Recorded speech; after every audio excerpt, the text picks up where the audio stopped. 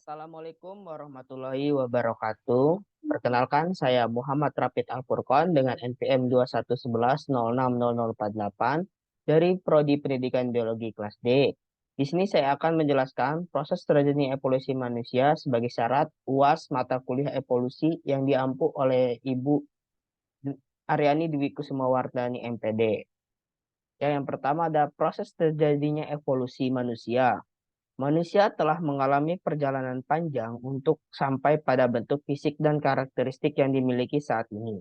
Dalam presentasi ini, kita akan melihat usul-usulnya, perubahan fisiknya dari zaman ke zaman, dan faktor-faktor yang mempengaruhi evolusinya.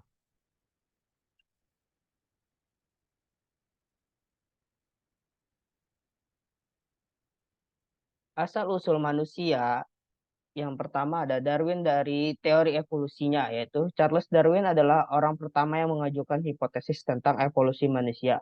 Menurutnya, manusia berasal dari kera kuno yang kemudian berevolusi menjadi spesies manusia. Yang kedua ada dari Ardipithecus ramidus. Salah satu jenis manusia purba tertua yang ditemukan adalah Ardipithecus ramidus dari Ethiopia. Fosil ini membantu kita memahami asal-usul manusia modern. Yang ketiga ada Homo erectus.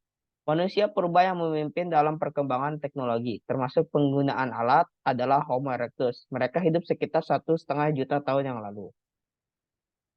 Yang selanjutnya ada faktor-faktor yang mempengaruhi evolusi manusia. Yang pertama ada perubahan lingkungan. Perubahan iklim dan lingkungan memainkan peran penting dalam evolusi manusia. Spesies manusia harus beradaptasi dengan lingkungan yang semakin berubah agar bisa bertahan hidup. Yang kedua ada seleksi alam. Spesies manusia yang memiliki sifat adaptif yang kuat akan lebih mungkin untuk bertahan hidup dan berkembang biak. Seleksi alam seperti ini menyebabkan banyak perubahan pada spesies manusia seiring waktu. Yang ketiga ada migrasi dan perkembangan teknologi. Migrasi manusia dari suatu wilayah ke wilayah lainnya sering memicu perubahan dalam spesies manusia. Peningkatan teknologi seperti penggunaan alat dan kekandanan dalam mencari makanan juga menyebabkan perubahan signifikan pada spesies manusia. Yang selanjutnya ada fosil-fosil manusia purba. Yang pertama ada Homo sapiens. Homo sapiens adalah spesies manusia modern. Manusia modern berevolusi dari Homo erectus sekitar 200.000 tahun yang lalu. Ada banyak fosil Homo sapiens yang telah ditemukan dan menjadi bukti awal peradaban manusia. Yang kedua, manusia purba lainnya. Selain Homo sapiens dan Homo erectus, ada banyak spesies manusia purba lainnya yang pernah hidup di bumi sebelum kita lahir. Beberapa spesies termasuk Australopithecus, Paranthropus, dan Homo habilis. Yang selanjutnya ada pentingnya fosil-fosil. Fosil-fosil manusia purba membantu kita memahami bagaimana manusia telah berubah dari waktu ke waktu. Mereka menyediakan bukti fisik tentang asal-usul manusia dan mengenai cara hidup mereka. Yang selanjutnya ada perubahan fisik pada manusia dari zaman ke zaman. Yang pertama ada zaman batu. Manusia yang hidup di zaman batu hidup sebagai pemburu pengumpul dan belum mengenal pertanian. Mereka harus beradaptasi dengan lingkungan yang keras dan sangat bergantung pada alam. Yang kedua ada zaman perunggu. Dalam zaman perunggu, teknologi manusia meningkat pesat, termasuk penggunaan logam untuk membuat senjata dan perkakas. Manusia juga mulai berkolaborasi dalam kelompok yang lebih besar. Yang ketiga ada zaman modern.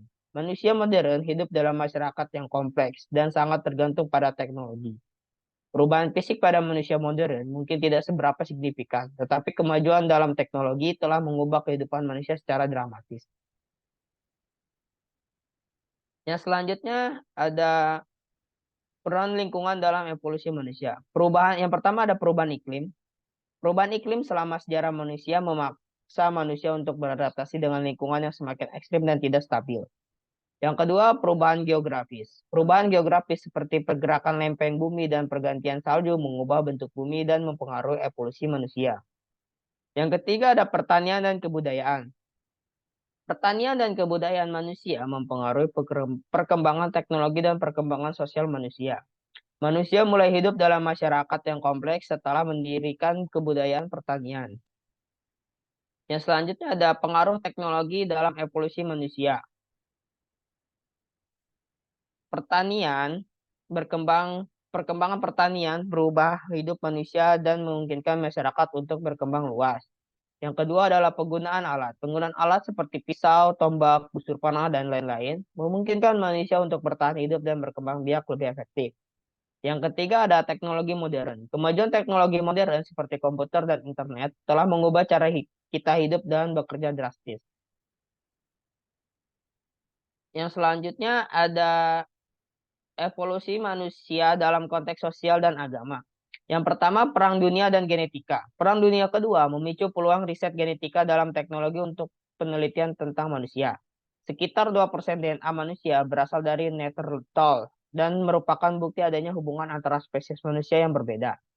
Yang kedua, teori penciptaan. Beberapa orang terus menganut teori penciptaan sesuai dengan ajaran agama mereka. Namun ini tidak signifikan bagi teori evolusi manusia yang diterima secara luas di dunia ilmu pengetahuan.